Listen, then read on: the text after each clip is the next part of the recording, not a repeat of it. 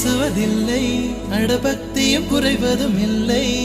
காதலி பேசவும் இல்லை, என் காதல் குறைவதும் இல்லை.